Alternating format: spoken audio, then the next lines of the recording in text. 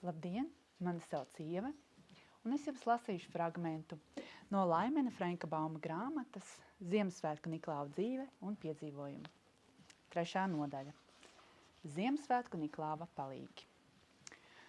Tomēr kopā ar civilizāciju pasaulē ienāca kāds ļaunums, kas sagādāja Niklāvam daudz raižu, kā viņš iemācījās to pārvarēt. Par laimi šis bija pēdējais apgrūtinājums, ar kādu viņam vajadzēja sastapties. Reiz Ziemassvētku naktī, kad Niklāva ziemeļbrieži bija uzlēkuši uz kādas jaunas ēkas jumta, viņš pārsteigts atklāja, ka skurstenis uzbūvēts daudz mazāks nekā parasti. Taču tobrīd viņam nebija laika par to daudz domāt, tāpēc viņš ievilka elpu, sarāvās, cik maz vien spēja, un laidās pa skursteni lejup. Nu jau man vajadzētu būt galā, viņš prātoja, rāpdamies arvien zemāk, taču neredzēja nevienas ieejas kamīnā, un pēc laika skurstenis beidzās, un Niklaus atradās pagrabā. Tas nu gan ir savādi, viņš noteica, gluži apmulsis par notikušo. Ja nav kamīnu, kam tad vispār vajadzīgs skurstenis?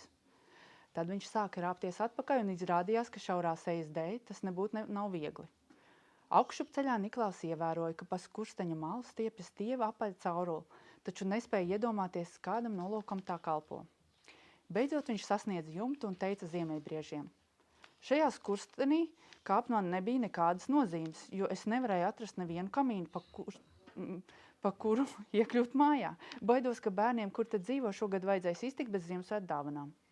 Viņi devās tālāk, taču drīz vien atkal nokļuva pie jaunas mājas ar mazu skursteni. Niklaus neticīgi pagrozīja galvu, tomēr iekāpa tajā un tad pārliecinājās, ka šis skurstenis ir tieši tāds pats kā iepriekšējais.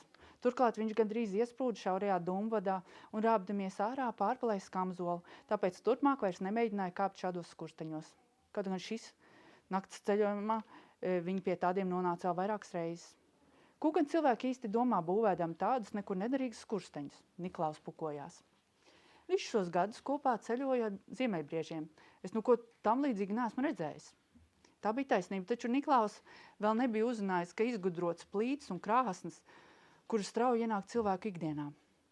Kad viņš to noskaidroja, viņš nevarēja saprast, kāpēc šo ēku celtnieki nemaz nav rēķinājušies ar Ziemassvētku vīriņu, labi zinādam, ka tā paradums ir rāpties iekšā pa skursteņiem un iekļūt mājās pa kamīņiem.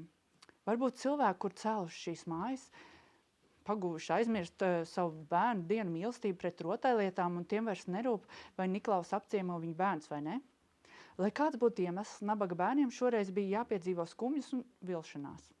Nākamajā gadā Niklaus atrada ar vien vairāk šādu jaunlaiku skursteņu, kas nebija savienot ar kamīnu, un gadu vēlāk to skaits atkal bija audzis. 3. gadā šauro skursteņu jau bija tik daudz, ka Niklau kamanās palika pāri vairākas rotaļlietas, kuras viņš nevienam nevarēja atdot, jo nespēja bērniem piekļūt. Apstākļi bija tik tālu sarežģījušies, ka krietnais vīrs jutās ļoti noraizējies un nolēma apspriesties ar Kilteru, Pīteru, Ņūteru un Visku. Kilters par to jau bija dzirdējis, jo viņa uzdevums bija pirms Ziemassvētkiem apstaigāt visas mājas un savākt zīmītes un vēstules, kuras bērni rakstījuši svētajam Niklāvam. Tajās viņi pateica, ko vēlētos ieraudzīt savās zeķēs vai Ziemassvētku eglītes zaros. Taču Kilters bija kluss pēc dabas un reti runāja par to, ko redzēja ciemos vai pilsētās. Pārējie palīgi bija sašutuši.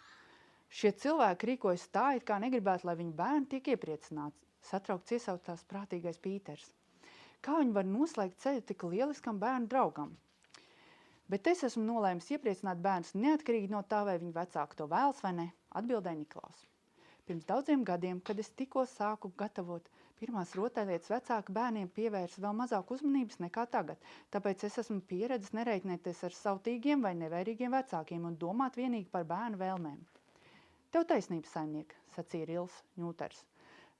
Daudziem bērniem pietrūka draugi, ja tu nedomātu par viņiem un necenstos viņus iepriecināt.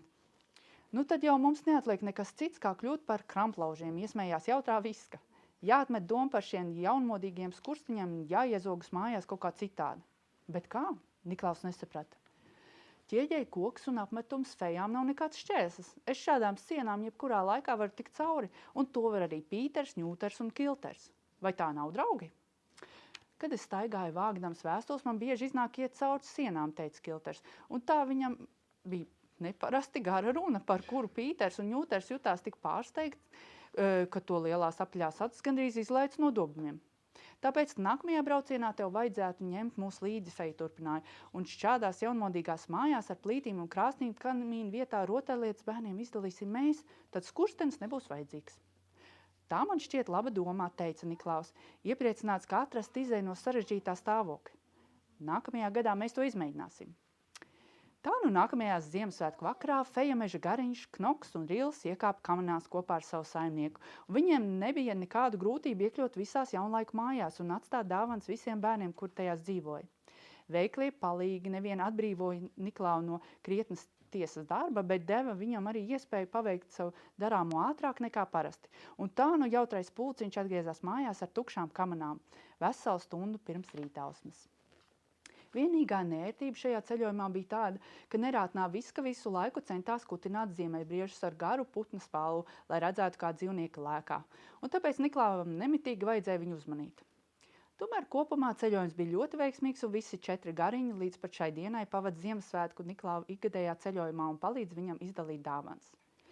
Bet vecāku vienaldzība, kur tik ļoti sadusmoja krietno labdarbu, nebija ilga, un drīz vien Niklaus pārliecinājās, ka viņi no sirds vēlas, lai dāvana vīriņš Ziemassvētku naktī apciemotu viņu namus un atstātu veltes viņu bērniem.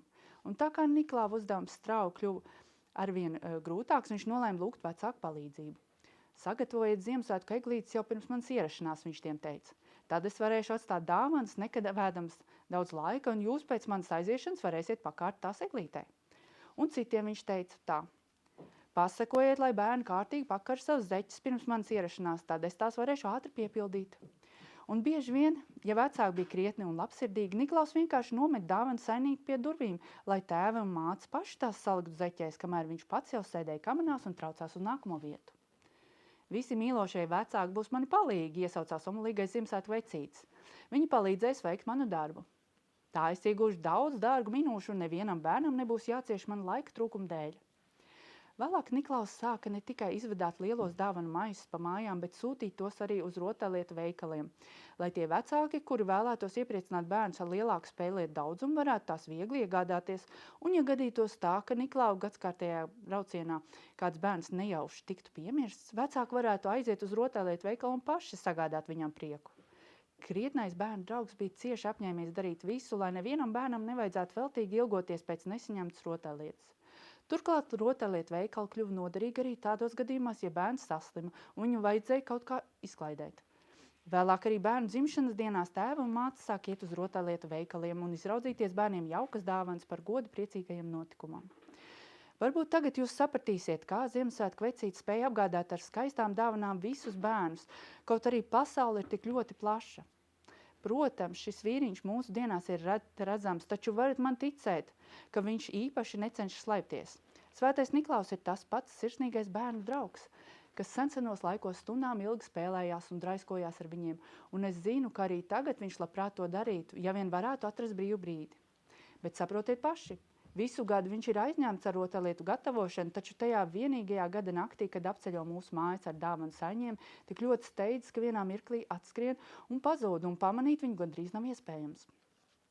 Un kaut arī pasaulē šodien ir nesalīdzināmi vairāk bērnu nekā agrāk, Svētais Niklaus par to nekad nav žēlojies.